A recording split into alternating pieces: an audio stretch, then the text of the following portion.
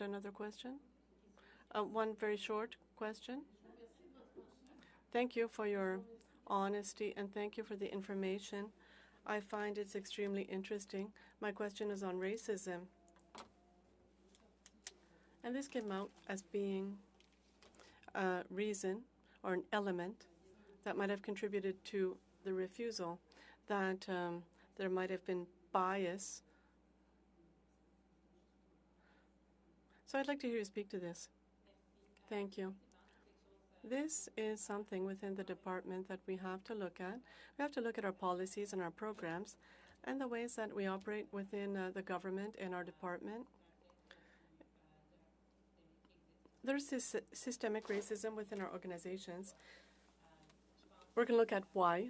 And I think that we've had many conversations within the department as to the refusal rate for African students from Francophone countries to see what is at the heart of these refusals.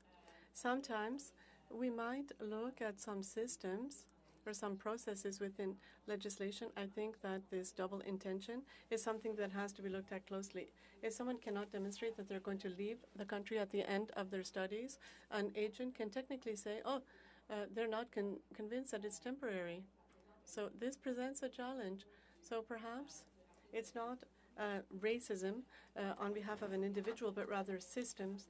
We have to look at our programs and policies. So we do a lot of internal studies, and we have created a working group, an anti-racism working group, and they're presenting observations to see, okay, the refusal rate compared, if we compare India with Senegal.